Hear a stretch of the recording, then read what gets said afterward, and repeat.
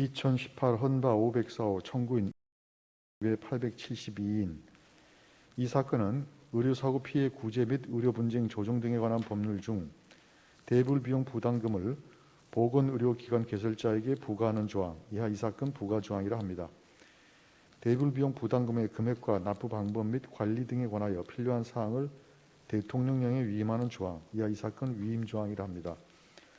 국민건강보험공단이 요양기관에 지급하여야 할 요양급여 비용의 일부를 조정중지원에 지급하는 방식으로 대불비용 부담금을 징수할 수 있도록 하는 조항, 이하 이 사건 징수조항이라 합니다.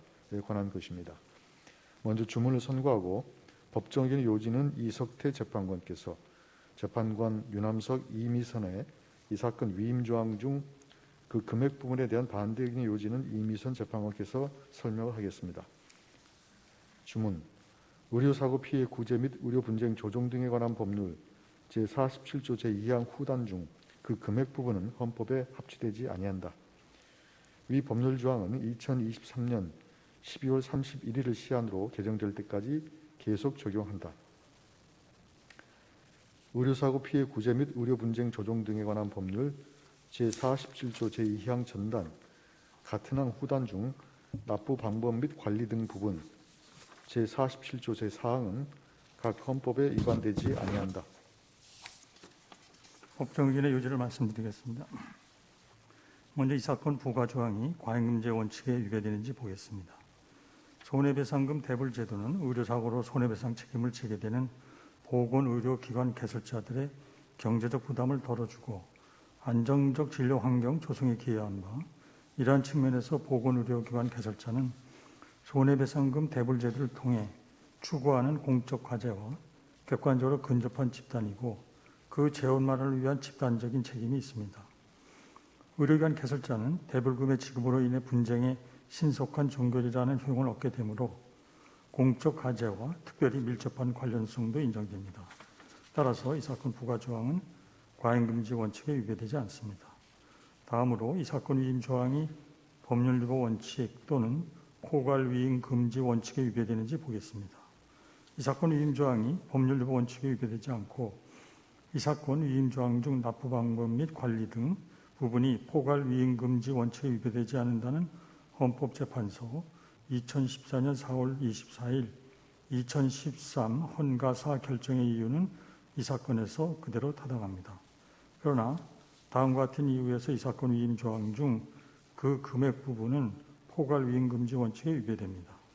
선례는 보건의료기관 개설자들의 추가로 징수할 대불비용 부담금은 결손을 보충하는 정도에 불과하여 대불비용 부담금을 정기적, 장기적으로 징수할 가능성이 없다고 보았습니다.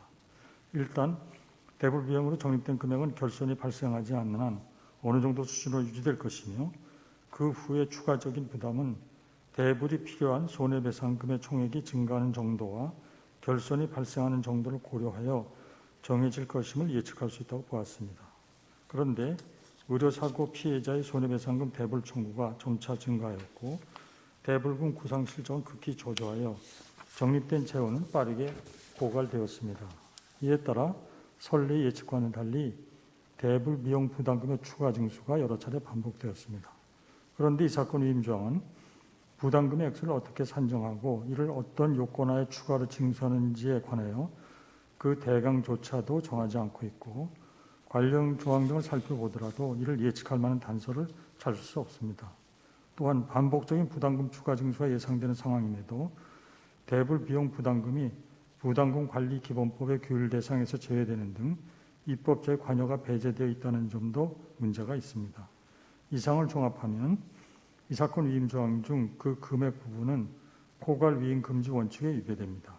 다만 이 조항을 단순 위헌으로 선언하는 경우 대불 비용 부담금의 부과 징수의 근거가 없어지는 등 혼란이 초래될 우려가 있으므로 이에 대하여 헌법 불합치 결정을 선고하되 2023년 12월 31일 시한으로 입법자의 개선 입법이 있을 때까지 잠정 적용을 명하기로 합니다.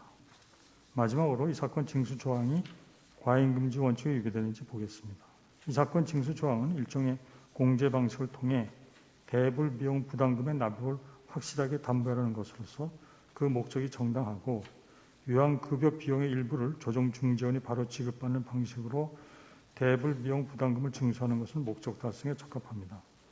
대불 비용 부담금의 납입이 지체되거나 거부된다면 대불 제도의 재원 고갈을 피할 수 없다는 점, 대불 비용 부담금 납입을 담보하기 위한 다른 수단이 규정되어 있지 않다는 점, 이 사건 징수 조항은 단지 그 징수의 방법을 규정한 것으로서 부담금의 내용적인 측면에서 새로운 부담이나 의무를 부과하는 것은 아니라는 점을 종합하면 이 사건 징수 조항은 침해의 최소성과 법익의 균형성도 갖추었습니다. 따라서 이 사건 징수 조항은 과잉금지 원칙에 위배되지 않습니다. 이상입니다.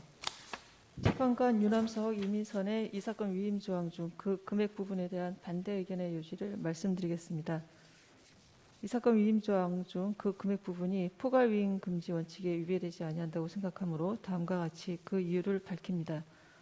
손해배상금 대불제도가 대상으로 하는 의료사고는 환자 개인의 특성이나 해당 의료행위 등을 한 보건의료인의 규칙 정도 등 개별적이고 우발적인 요소에 의해 발생하나 의료사고의 유형 내지 발생 빈도, 이로 인한 피해 규모 등은 당대 의료기술의 수준이나 사회적 환경에 영향을 받는다는 특징을 가집니다. 또한 손해배상금 대불제도는 재원을 충당할 필요가 있는 경우에만 보건의료기관 개설자에게 대불 비용을 부과 징수하도록 설계되어 있습니다. 이 사건 위임 조항 중 그 금액 부분에 포괄 위임 금지 원칙 위반 여부를 판단할 때에는 위와 같은 점을 고려하여야 합니다.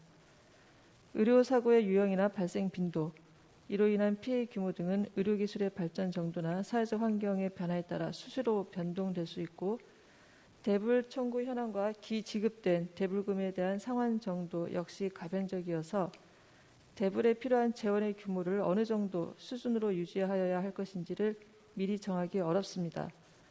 또한 대불 재원의 충당 자체가 변동성을 지니는 이상 부담금을 추가로 부과 징수하기 위한 구체적인 요건과 그 범위를 미리 확정하는 것은 적절하다고 볼 수 없고 보건의료기관 개설자별로 부담하여야 할 대불 비용의 산정 기준과 그 부담액의 상한을 확정하는 것 역시 적절하지 않습니다. 그렇다면 위임의 구체성과 명확성의 요건은 완화될 수밖에 없습니다. 의료분쟁 조정법 제47조는 손해배상금 대불의 대상 및 대불 청구권자, 대불 청구의 요건을 규정하고 보건의료기관 개설자를 대불 비용의 부담자로 규정하며 구상 및 결손 처분에 대해서도 규정하고 있는 바, 이는 대불 비용 부담금의 부과와 부담금액 산정에 관한 핵심적인 내용으로서 위 규정들로부터 대불 비용 부담금의 추가적인 부과 징수는 대불 비용의 재원을 충당할 필요가 있을 경우에 이루어지고 그 범위는 대불이 필요한 손해배상금의 총액이 증가하는 정도와 결손이 발생하는 정도 등을 고려하여 정해질 것이라는 점을 충분히 예측할 수가 있습니다. 각 보건의료기관별 의료사고의 발생 빈도 내지 의료사고로 인한 피해 정도 등을 기준으로 고려하여 보건의료기관의 종류와 규모별로 대불비용 부담 금액이 차등 산정될 것이라는 점도 예측할 수 있습니다. 그렇다면 선례 입장은 이 사건에서도 그대로 타당하므로 이 사건 위임 조항 중 그 금액 부분은 포괄 위임 금지 원칙에 위배되지 않습니다.